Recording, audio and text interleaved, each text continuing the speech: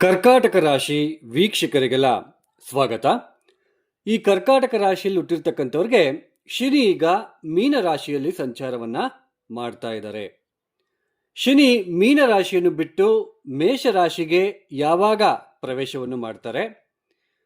ಈ ಮೇಷರಾಶಿಯ ಶನಿಯ ಪ್ರವೇಶದಿಂದ, ಶನಿಯ ಒಂದು ಸಂಚಾರದಿಂದ ಕರ್ಕಾಟಕ ರಾಶಿಯಲ್ಲಿ ಹುಟ್ಟಿರ್ತಕ್ಕಂಥವ್ರಿಗೆ ಆಗ್ತಕ್ಕಂತಹ ಬದಲಾವಣೆಗಳಾದರೂ ಏನು ಅಂತಕ್ಕಂಥದ್ದನ್ನ, ಹಾಗೂ ಪರಿಹಾರ ಕ್ರಮಗಳು ಏನು ಅಂತಕ್ಕಂಥದ್ದನ್ನ ಈ ವಿಡಿಯೋದಲ್ಲಿ ನಾವು ನೋಡ್ತಾ ಹೋಗೋಣ. ಸ್ನೇಹಿತರೆ, ಮನುಷ್ಯನ ಯಾವುದೇ ಕಷ್ಟ ಕಾರ್ಪಣ್ಯಕ್ಕೆ, ಮನುಷ್ಯನಿಗೆ ಯಾವುದೇ ಕಷ್ಟ ಬಂದರೂ ಕೂಡ, ಯಾವುದೇ ಒಂದು ನೋವು ದುಃಖ ಬಂದರೂ ಕೂಡ ಶನಿಯೇ ಮೂಲ ಕಾರಣ ಅಂತಕ್ಕಂತಹ ಒಂದು ಭ್ರಮೆ ಅಥವಾ ಭ್ರಾಂತಿಯಲ್ಲಿ ನಾವಿದ್ದೇವೆ. ಶನಿ ಕರ್ಮಕಾರಕ. ನಮ್ಮ ಕಾಲಪುರುಷ ಚಕ್ರದಿಂದ, ಕಾಲಪುರುಷ ಚಕ್ರ ಅಂದ್ರೆ ಮೊದಲನೇ ರಾಶಿ ಯಾವುದು? ಮೇಷರಾಶಿ. ಮೇಷರಾಶಿಯಿಂದ 10ನೇ ಮನೆ ಯಾವುದು? 1, 2, 3, 4, 5, 6, 7, 8, 9, 10. ಮಕರ ರಾಶಿ 10ನೇ ಮನೆ. ಮಕರ ರಾಶಿಗೆ ಅಧಿಪತಿ ಯಾರು? ಶನಿ. ಅಂದ್ರೆ ಕರ್ಮಕಾರಕ ಶನಿ. ಶಿಸ್ತಿನ ಸಿಪಾಯಿ, ನಮಗೆ ಶಿಸ್ತಿನ ಪಾಠವನ್ನು ಹೇಳ್ಕೊಳ್ತಕ್ಕಂತಹ ಗ್ರಹ ಶನಿ. ಹಾಗೆ ನಮ್ಮ ಅಹಂಕಾರಕ್ಕೆ, ಮನುಷ್ಯನ ಅಹಂಕಾರಕ್ಕೆ ಉತ್ತರ ಕೊಡ್ತಕ್ಕಂತಹ ಗ್ರಹ ಶನಿ.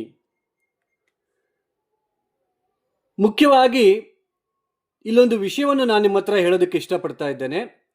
ಶನಿಯನ್ನ ಬೇಕಾದ್ರೆ ಈಸಿಯಾಗಿ ಹೊಲಿಸ್ಕೋಬಹುದು ನಾವು, ಆದರೆ ಗುರುಗ್ರಹವನ್ನ ಈಸಿಯಾಗಿ ಸುಲಭವಾಗಿ ಹೊಲಿಸ್ಕೊಳ್ಳೋದಕ್ಕೆ ಆಗುವುದಿಲ್ಲ. ಇದು ಸಾಕಷ್ಟು ಜನ ರಾಂಗ್ ತಿಳ್ಕೊಂಡಿರ್ತಕ್ಕಂಥದ್ದು. ಶನಿ ಅಂದ್ರೆ ಕಷ್ಟ, ಗುರು ಅಂದ್ರೆ ಸುಲಭ. ಶನಿಯನ್ನ ಬೇಕಾದ್ರೆ ನಾವು ಈಸಿಯಾಗಿ ಹೋಲಿಸ್ಕೋಬಹುದು, ಗುರುವನ್ನು ಹೋಲಿಸ್ಕೊಳ್ಳೋದಕ್ಕಾಗಲ್ಲ. ಇದನ್ನ ಅರ್ಥ ಮಾಡ್ಕೊಳ್ಳಿ. ಒಬ್ಬ ಸ್ಟ್ರಿಕ್ಟ್ ಆಗಿರ್ತಕ್ಕಂತಹ ಉಪಾಧ್ಯಾಯ ಅಥವಾ ಟೀಚರು ತನ್ನ ಒಂದು ಸ್ಟೂಡೆಂಟ್ ಇಂದ ಏನ್ ಬಯಸ್ತಾನೆ ನೀವೇ ಅರ್ಥ ಮಾಡ್ಕೋಬೇಕಾಗುತ್ತೆ. ಕರೆಕ್ಟಾಗಿ ಓದಲಿಲ್ಲ ಅಂದ್ರೆ, ತುಂಬಾ ಸ್ಟ್ರಿಕ್ಟ್ ಇರ್ತಕ್ಕಂತಹ ಟೀಚರ್ಸ್ಗೆ ಆ ಏನು ಚೆನ್ನಾಗಿ ಓದೋದಿಲ್ವಲ್ಲ, ಅಂತಹ ವಿದ್ಯಾರ್ಥಿಯನ್ನು ಕಂಡ್ರೆ ಆಗೋದಿಲ್ಲ. ಯಾಕೆಂದ್ರೆ ಅವನು ಓದ್ತಾ ಇಲ್ಲ, ಹೇಳಿದ ಮಾತು ಕೇಳಲ್ಲ, ಡಿಸಿಪ್ಲಿನ್ ಇಲ್ಲ ಅಂತ ಹೇಳ್ಬಿಟ್ಟು ಗುರು ತುಂಬಾನೇ ಆ ಉಪಾಧ್ಯಾಯ ತುಂಬಾನೇ ಅವ್ರನ್ನ ಹೇಟ್ ಮಾಡ್ತಾ ಇರ್ತಾರೆ. ಅಂತಹ ಗುರುವನ್ನು ಹೊಲಿಸ್ಕೋಬೇಕಂದ್ರೆ ತುಂಬಾ ಕಷ್ಟಪಡ್ಬೇಕು ಮತ್ತೆ ಆ ವಿದ್ಯಾರ್ಥಿ. ಶನಿಯನ್ನು ಈಸಿಯಾಗಿ ಹೊಲಿಸ್ಕೋಬಹುದು. ನಾವು ಮಾಡ್ತಕ್ಕಂತಹ ಕೆಲಸ ಕಾರ್ಯಗಳಲ್ಲಿ ಧರ್ಮಯುತವಾಗಿ ಧರ್ಮವನ್ನು ಬಿಡದೆ ಮುಂದಕ್ಕೆ ಹೋಗೋದ್ರಿಂದ ಶನಿಯ ಒಂದು ಕೃಪಾ ಕಟಾಕ್ಷಕ್ಕೆ ನಾವು ಪಾತ್ರರಾಗ್ತೇವೆ. ಅದೇನೇ ಇರಲಿ, ಶನಿ ಮೀನರಾಶಿಯನ್ನು ಬಿಟ್ಟು ಮೇಷರಾಶಿಗೆ ಯಾವಾಗ ಪ್ರವೇಶವನ್ನು ಮಾಡ್ತಾರೆ ಅಂತಂದ್ರೆ 2027 ಜೂನ್ 3ನೇ ತಾರೀಕು ಮೇಷರಾಶಿಗೆ ಪ್ರವೇಶವನ್ನು ಮಾಡ್ತಾರೆ. ಕರ್ಕಾಟಕ ರಾಶಿಯಿಂದ ಮೇಷರಾಶಿ ಎಷ್ಟನೇ ಮನೆ? 1, 2, 3, 4, 5, 6, 7, 8, 9, 10. ದಶಮ ಸ್ಥಾನ ಅಂದ್ರೆ ನಿಮ್ಮ ಜನ್ಮ ರಾಶಿಯಿಂದ 10ನೇ ಮನೆಗೆ ಬರ್ತಾ ಇದ್ದಾರೆ. ಮೇಷರಾಶಿ ನೀಚ ಸ್ಥಾನ ಆಗುತ್ತೆ, ನೀಚ ರಾಶಿ ಆಗುತ್ತೆ. 2027 ಜೂನ್ರಿಂದ 2029 ಆಗಸ್ಟ್ ತಿಂಗಳ ತನಕ ಅವರು ಮೇಷರಾಶಿಯಲ್ಲೇ ಸಂಚಾರವನ್ನ ಮಾಡ್ತಾ ಇರ್ತಾರೆ. ನೋಡಿ, ನಾವು ತುಂಬಾ ಜನ ಏನ್ ಮಾಡ್ತಿದ್ದಾರೆ ಅಂತಂದ್ರೆ, ರಾಶಿ ಫಲಿತಾಂಶ, ರಾಶಿ ಅಂತ ಹೇಳ್ಬಿಟ್ಟು ಸಾಕಷ್ಟು ಜನ ಓನ್ಲಿ ರಾಶಿ ಮೇಲೇನೆ ಅವಲಂಬಿತರಾಗ್ತಾ ಇದ್ದಾರೆ. ಈ ರಾಶಿಯವರಿಗೆ ಈ ಒಂದು ತಿಂಗಳು ಬುಧಾದಿತ್ಯ ಯೋಗ, ಗಜಕೇಸರಿ ಯೋಗ, ಈ ರಾಶಿಯವರು ಕೋಟಿಗಟ್ಟಲೆ ಸಂಪಾದಿಸ್ತಾರೆ, ಅಥವಾ ಈ ರಾಶಿಯವರಿಗೆ ಈ ತರ ಆಗ್ಬಿಡುತ್ತೆ ಅಂದ್ರೆ ಈಸಿಯಾಗಿ ನಂಬ್ತಾ ಇದ್ದೀರಾ. ನೋಡಿ, ರಾಶಿ ಅಂತಕ್ಕಂಥದ್ದು ಏನು, ಯಾವುದು ಮುಖ್ಯ ಅಂತಲೂ ಕೂಡ ನಾನು ನಿಮಗೆ ತಿಳಿಸ್ಕೊಡ್ತೇನೆ. ಲಗ್ನ ತುಂಬಾ ಮುಖ್ಯ. ನೀವು ಕರ್ಕಾಟಕ ರಾಶಿಯಲ್ಲಿ ಹುಟ್ಟಿದ್ದೀರಾ, ಯಾವ ನಕ್ಷತ್ರದಲ್ಲಿ ಹುಟ್ಟಿದ್ದೀರಾ? ಪುನರ್ವಸು ನಕ್ಷತ್ರ 4ನೇ ಪಾದನ, ಪುಷ್ಯ ನಕ್ಷತ್ರದಲ್ಲಿ ಹುಟ್ಟಿದ್ದೀರಾ, ಅಥವಾ ಆಶ್ಲೇಷ ನಕ್ಷತ್ರದಲ್ಲಿ ಹುಟ್ಟಿದ್ದೀರಾ ಅನ್ನೋದು ತುಂಬಾ ಮುಖ್ಯ. ಈಗ ಪುನರ್ವಸು ನಕ್ಷತ್ರ 4ನೇ ಪಾದದಲ್ಲಿ ಹುಟ್ಟಿದ್ರೆ ಅವರಿಗೆ ಗುರುಮಹಾದಶ ಪ್ರಾರಂಭ ಆಗುತ್ತೆ. ಗುರುಮಹಾದಶ ಅವ್ರು ಹುಟ್ಟಿದಾಗ ಗುರುಮಹಾದಶ. ಅವ್ರು ಎಷ್ಟನೇ ಪಾದದಲ್ಲಿ ಹುಟ್ಟಿರ್ತಾರೆ? ಕರ್ಕಾಟಕ ರಾಶಿಯಲ್ಲಿ ಇರ್ತಕ್ಕಂಥದ್ದೇ ಪುನರ್ವಸು ನಕ್ಷತ್ರ 4ನೇ ಪಾದ, ಲಾಸ್ಟ್ ಪಾದ ಇಲ್ಲಿಗೆ ಬಂದಿರತಕ್ಕಂಥದ್ದು. ಅಂದ್ರೆ ಗುರುಮಹಾದಶ ಅಂತಿಮ ಒಂದು ಸಮಯದಲ್ಲಿ ಅವ್ರು ಹುಟ್ಟಿರ್ತಕ್ಕಂಥದ್ದು. ಗುರುದಶ ಆದ ತಕ್ಷಣ ಯಾವ್ದು ಬರುತ್ತೆ? ಶನಿ ಮಹಾದಶ ಬರುತ್ತೆ. ಶನಿ ಮಹಾದಶ ಆದ ತಕ್ಷಣ ಬುಧ ಮಹಾದಶ. ಶನಿ ಮಹಾದಶ 19 ವರ್ಷ ಇರುತ್ತೆ, ಬುಧ ಮಹಾದಶ 17 ವರ್ಷ ಇರುತ್ತೆ, ನಂತರ ಕೇತು ದಶ 7 ವರ್ಷ. ಈ ಥರ ಒಂದೊಂದೇ ದಶಾಭುಕ್ತಿ ಬರ್ತಾ ಹೋಗುತ್ತೆ. ನೀವು ಕರ್ಕಾಟಕ ರಾಶಿಲೇನೂ ಹುಟ್ಟಿದ್ದೀರಾ. ನಕ್ಷತ್ರ ಯಾವುದು ಇದರಲ್ಲಿ? ಪುನರ್ವಸುನ, ಪುಷ್ಯನ, ಆಶ್ಲೇಷನ. ಪುನರ್ವಸು ನಕ್ಷತ್ರ 4ನೇ ಪಾದದಲ್ಲಿ ಹುಟ್ಟಿದ್ರೆ ಗುರು ಮಹಾದಶ ಪ್ರಾರಂಭ ಆಗುತ್ತೆ. ಪುಷ್ಯ ನಕ್ಷತ್ರದಲ್ಲಿ ಹುಟ್ಟಿದ್ರೆ ನಿಮಗೆ ಶನಿ ಮಹಾದಶದಿಂದ ಪ್ರಾರಂಭ ಆಗಿರುತ್ತೆ. ಆಶ್ಲೇಷ ನಕ್ಷತ್ರದಲ್ಲಿ ಹುಟ್ಟಿದ್ರೆ ಬುಧ ಮಹಾದಶ ಪ್ರಾರಂಭ ಆಗುತ್ತೆ. ಸೊ ಈಗ ನಿಮಗೆ ಯಾವ ಗ್ರಹಗಳು ಅನುಕೂಲತೆಯನ್ನು ಹೊಂದಿರ್ತವೆ, ನಿಮಗೆ ಯಾವ ಗ್ರಹಗಳು ನಿಮಗೆ ಶುಭ ಫಲಿತಾಂಶಗಳನ್ನು ಕೊಡ್ತಾ ಹೋಗ್ತಾರೆ ಅಂತ ಹೇಗೆ ನೋಡ್ತೀವಿ?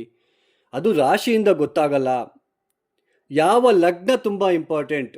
ಮಿಥುನ ಲಗ್ನನ, ಕರ್ಕಾಟಕ ಲಗ್ನನ, ಸಿಂಹ ಲಗ್ನನ, ಕನ್ಯಾ ಲಗ್ನನ, ಅಥವಾ ತುಲಾ ಲಗ್ನನ, ಅಥವಾ ವೃಶ್ಚಿಕ ಲಗ್ನನ, ಅಥವಾ ಧನಸ್ಸುನ, ಅಥವಾ ಮಕರ ಲಗ್ನನ, ಅಥವಾ ಕುಂಭ ಲಗ್ನನ, ಅಥವಾ ಮೀನ ಲಗ್ನನ, ಅಥವಾ ಮೇಷ ಲಗ್ನನ, ಅಥವಾ ವೃಷಭ ಲಗ್ನನ. ಒಂದೊಂದು ಲಗ್ನಕ್ಕೆ ಒಂದೊಂದು ಗ್ರಹಗಳು ಶುಭ ಫಲಿತಾಂಶಗಳನ್ನು ಕೊಡ್ತಾರೆ. ನೋಡಿ, ಮಿಥುನ ಲಗ್ನಕ್ಕೆ ಲಗ್ನಾಧಿಪತಿ ಬುಧ, ಪಂಚಮಾಧಿಪತಿ ಶುಕ್ರ ತುಂಬ ಪ್ರಬಲ ರಾಜಯೋಗ ಕೊಡ್ತಕ್ಕಂತಹ ಗ್ರಹಗಳು.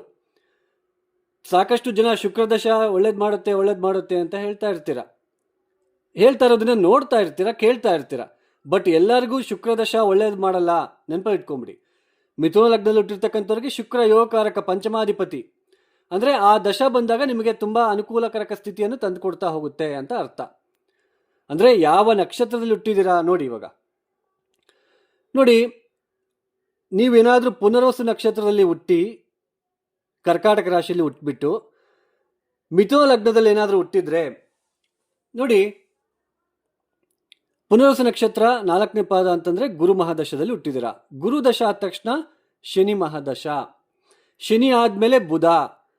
ಅಂದರೆ ಶನಿ ಮಹಾದಶ ಅಷ್ಟಮಾಧಿಪತಿ ಆಗ್ತಾನೆ. ನೀವು ಮಿಥುನ ಲಗ್ನದಲ್ಲಿ ಹುಟ್ಟಿದ್ರೆ ಅಷ್ಟಮಾಧಿಪತಿ ಮತ್ತು ನವಮಾಧಿಪತಿ ಆಗುತ್ತೆ. ಸೊ ಶನಿ ಮಿಶ್ರ ಫಲಿತಾಂಶಗಳನ್ನು ಕೊಡ್ತಾರೆ. ನೆಕ್ಸ್ಟ್ ಬುಧ ಲಗ್ನಾಧಿಪತಿಯಾಗಿ ಬುಧ ಮಹಾದಶ ಒಳ್ಳೆಯದೇ ರಿಸಲ್ಟ್ ಕೊಡ್ತಾ ಹೋಗುತ್ತೆ. ಕೇತು ಎಲ್ಲಿರ್ತಾನೋ ಅದ್ರ ಮೇಲೆ ಡಿಪೆಂಡು. ಕೇತು ಆದಮೇಲೆ ಶುಕ್ರ ಮಹಾದಶ.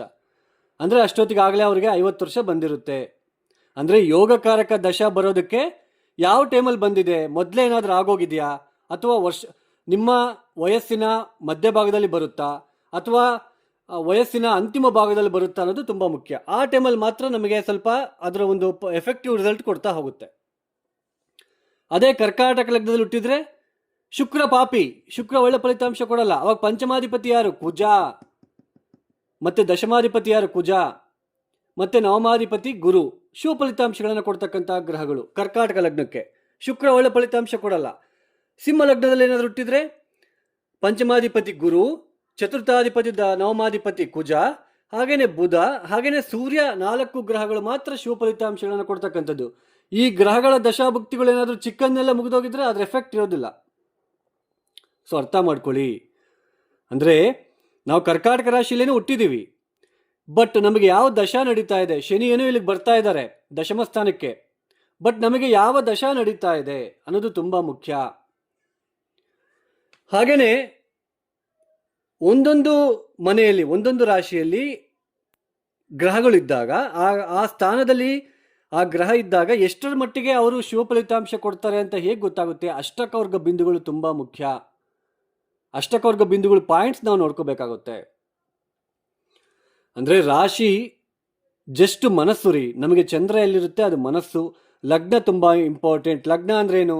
ಮನುಷ್ಯನ ಗುಣ ಹೇಗಿದೆ, ಅವನ ಗುಣ ಹೇಗಿದೆ, ಅವನ ಕ್ಯಾರೆಕ್ಟರ್ ಹೇಗಿದೆ, ಅವನು ಯಾವ ಥರ ಮುಂದಕ್ಕೆ ಹೋಗ್ತಾ ಇದ್ದಾನೆ, ಅವನ ಒಂದು ಜೀವನದಲ್ಲಿ ಯಾವ ಥರ ಸ್ಥಿತಿಗತಿಗಳನ್ನು ತಂದುಕೊಡ್ತಾ ಹೋಗ್ತಾನೆ, ಏನು ದುಃಖವಾಗಿರುತ್ತಾ ಜೀವನ ಅಥವಾ ಸುಖವಾಗಿರುತ್ತಾ ಅನ್ನೋದು ಲಗ್ನ ಡಿಪೆಂಡ್ ಮಾಡುತ್ತೆ. ಆರೋಗ್ಯವಾಗಿರ್ತಾನ, ಒಬ್ಬೊಬ್ಬರು ತುಂಬ ನೋಡೋದಕ್ಕೆ ಚೆನ್ನಾಗಿರ್ತಾರೆ ಬಿಕಾಸ್ ಆಫ್ ಲಗ್ನದಲ್ಲಿರ್ತಕ್ಕಂತಹ ಗ್ರಹ ಸ್ಥಿತಿ. ಆ ಏನು ಟೋಟಲ್ ಬಾಡಿಯಲ್ಲಿ ದೇಹದಲ್ಲಿ ಬರ್ತಕ್ಕಂತಹ ಮನಸ್ಸು ಇದೆಯಲ್ಲ ಅದು ರಾಶಿ. ಅದಕ್ಕೆ ಒಂದೊಂದು ದಶಾಭುಕ್ತಿ ಬಂದಾಗ ಮನುಷ್ಯ ತುಂಬ ಕೆಲವರೆಲ್ಲ ನೀವು ಹೇಳ್ತಾ ಇರ್ತೀರಾ, ನೋಡ್ತಾ ಇರ್ತೀರಾ, ಮೊನ್ನೆ ತನಕ ಅವರು ಚೆನ್ನಾಗಿದ್ರು ರೀ, ಆರೋಗ್ಯ ಎಲ್ಲ ಚೆನ್ನಾಗಿತ್ತು, ನೋಡಿ ಹೆಂಗಾಗ್ಬಿಟ್ಟಿದ್ದಾರೆ, ತುಂಬ ವೀಕ್ ಆಗಿಬಿಟ್ಟಿದ್ದಾರೆ. ಯಾಕೆ? ದಶಾಭುಕ್ತಿ.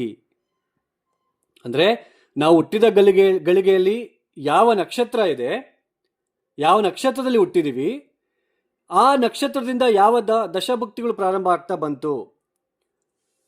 ಈಗ ಫಾರ್ ಎಕ್ಸಾಂಪಲ್ ನೋಡಿ, ಈಗ ಮೇಷ ಲಗ್ನದಲ್ಲಿ ಹುಟ್ಟಿದ್ದೀರಾ ಅಂತ ಇಟ್ಕೊಳ್ಳಿ, ಕರ್ಕಾಟಕ ರಾಶಿ ಮೇಷ ಲಗ್ನದಲ್ಲಿ ಹುಟ್ಟಿದ್ದೀರಾ ಅಂತ ಇಟ್ಕೊಳ್ಳಿ.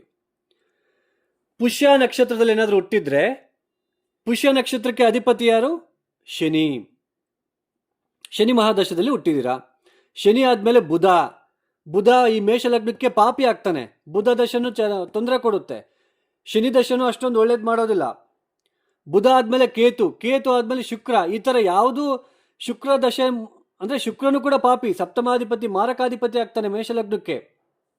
ಅಂದರೆ ಮನುಷ್ಯ ಅದಕ್ಕೆ ಯಾವಾಗ ಒಳ್ಳೇದಾಗುತ್ತೋ ಅಂತ ಹೇಳ್ಬಿಟ್ಟು ಯಾಕೆ ತುಂಬ ನೋವು ಪಡ್ತಾ ಇರ್ತಾನೆ ಅಂತಂದರೆ, ಅವನಿಗೆ ಅದು ಯೋಗಕಾರಕ ಗ್ರಹ ದಶಭುಕ್ತಿಗಳು ಯಾವಾಗ ಬರುತ್ತೋ ಆ ಟೈಮಲ್ಲಿ ಮಾತ್ರ ಸ್ವಲ್ಪ ಅನುಕೂಲಕರವಾಗಿರ್ತಕ್ಕಂತಹ ಸ್ಥಿತಿ. ಅಂದರೆ ಬೇರೆ ಗ್ರಹಗಳು ಒಳ್ಳೆಯದನ್ನೇ ಮಾಡೋದಿಲ್ವಾ ಅಂತ ಕೇಳ್ಬೋದು. ಬಟ್ ಅವರಿರೋ ಸ್ಥಾನ ತುಂಬ ಇಂಪಾರ್ಟೆಂಟ್. ಅವರು ಎಷ್ಟು ಅಷ್ಟಕವರ್ಗ ಬಿಂದುಗಳನ್ನು ಕೊಟ್ಟಿದ್ದಾರೆ ಅನ್ನೋದು ತುಂಬ ಮುಖ್ಯ. ಅದಕ್ಕೆ ರಾಶಿ ಅನ್ನೋದು ಮನಸ್ಸು, ಲಗ್ನ ತುಂಬ ಇಂಪಾರ್ಟೆಂಟ್. ಇದನ್ನು ಅರ್ಥ ಮಾಡ್ಕೊಳ್ಳಿ. ಈಗ ಶನಿ ನವಮ ಸ್ಥಾನದಲ್ಲಿದ್ದಾರೆ, ನಿಮಗೆ ಸಾಕಷ್ಟು ಹಿನ್ನಡೆಯನ್ನು ಅನುಭವಿಸ್ತಾ ಇದ್ದೀರಾ. ಇಲ್ಲಿ ನೋಡಿ, ಶನಿ ನವಮ ಸ್ಥಾನದಲ್ಲಿ ಇದ್ದಾರೆ. ಈ ಜಾಗದಲ್ಲಿ ಎಷ್ಟು ಬಿಂದುಗಳು ಕೊಟ್ಟಿದ್ದಾರೆ ನಿಮ್ಮ ಜಾತಕ ರೀತ್ಯ ಗೊತ್ತಾಗುತ್ತೆ. ಅದು ಅಷ್ಟಕವರ್ಗ ಬಿಂದುಗಳು ತುಂಬ ಇಂಪಾರ್ಟೆಂಟ್. 0, 1, 2 ಏನಾದರೂ ಕೊಟ್ಟಿದ್ರೆ ಶನಿ ಬಲಹೀನ ಆಗಿದ್ದಾರೆ ಅಂತ ಅರ್ಥ.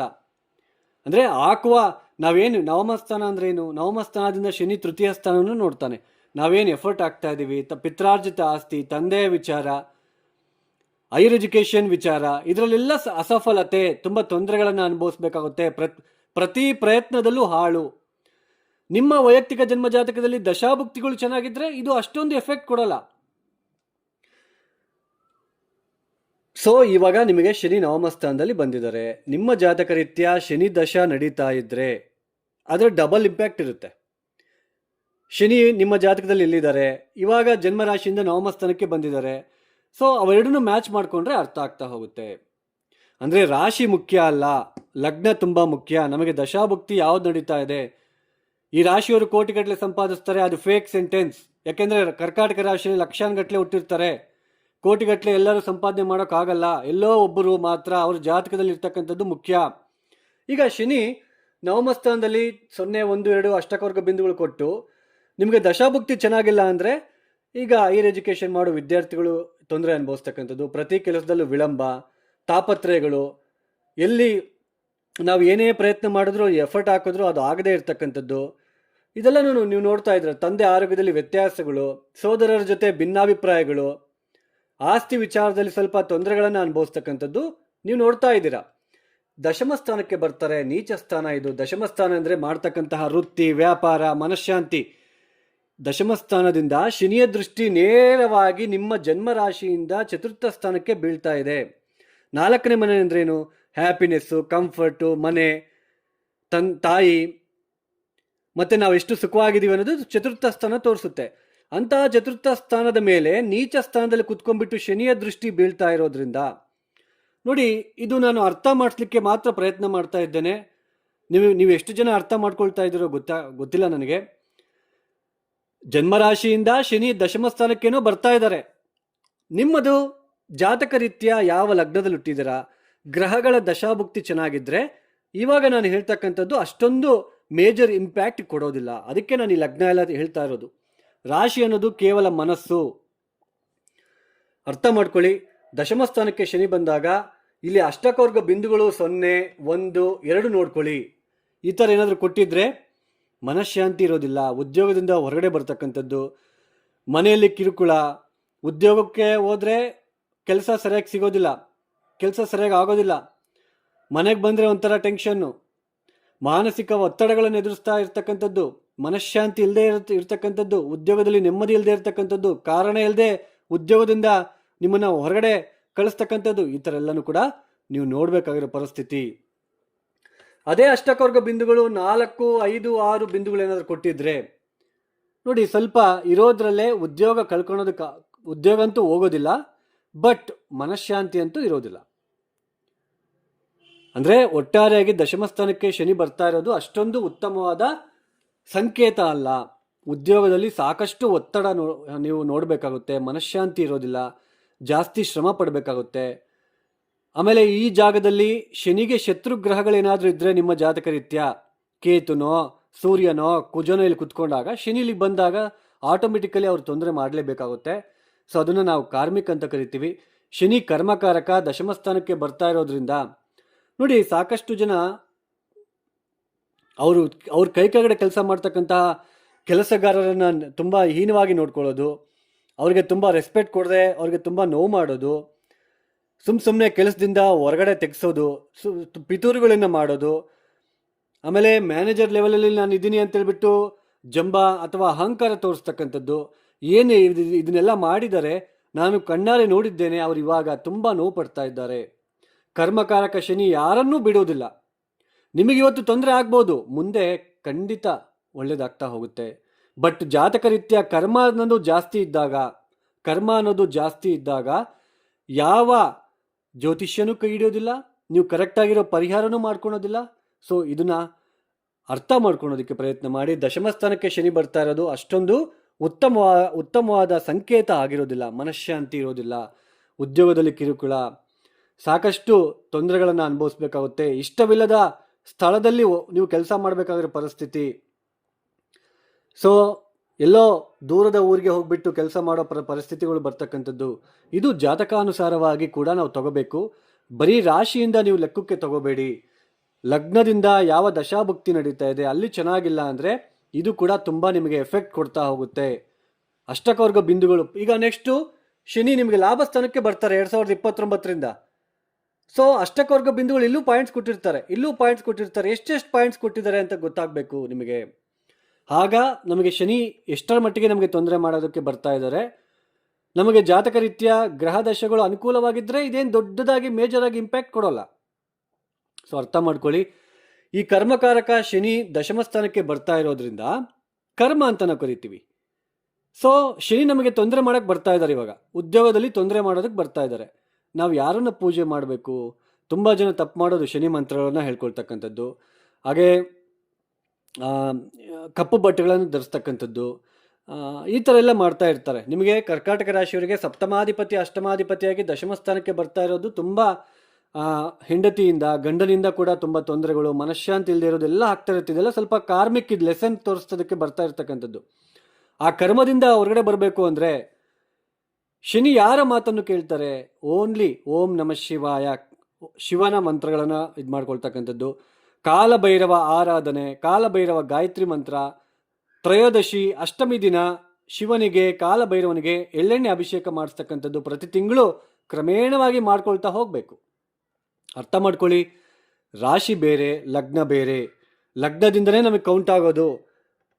ನಾವು ಎಷ್ಟರ ಮಟ್ಟಿಗೆ ನಮ್ಮ ಜೀವನದಲ್ಲಿ ಮುಂದಕ್ಕೆ ಹೋಗ್ತಾ ಇದ್ದೀವಿ ಅನ್ನೋದು ಲಗ್ನದಿಂದನೇ ಕೌಂಟ್ ಆಗುತ್ತೆ. ಅರ್ಥ ಮಾಡ್ಕೊಳ್ಳಿ. ಸೊ ಯಾರೆಲ್ಲ ವಿಡಿಯೋನ ನೋಡ್ತಾ ಇದ್ದೀರಾ, ನಿಮ್ಗೆ ಇಷ್ಟ ಆಗಿದ್ರೆ ಮಾತ್ರ ಲೈಕ್ ಮಾಡಿ, ಶೇರ್ ಮಾಡಿ, ಸಬ್ಸ್ಕ್ರೈಬ್ ಮಾಡ್ಕೊಳ್ಳಿ. ಯಾರಿಗಾದರೂ ಆಸ್ಟ್ರಾಲಜಿ ಕನ್ಸಲ್ಟೇಷನ್ ಬೇಕು ಅಂದರೆ ಡಿಸ್ಪ್ಲೇ ಆಗ್ತಿರೋ ನಂಬರ್ಗೆ ನೇರವಾಗಿ ಕರೆಯನ್ನು ಮಾಡಿ. ಸರ್ವೇ ಜನ ಸುಖಿನೋ ಭವಂತು. ಧನ್ಯವಾದಗಳು. ಜೈ ಶ್ರೀರಾಮ್.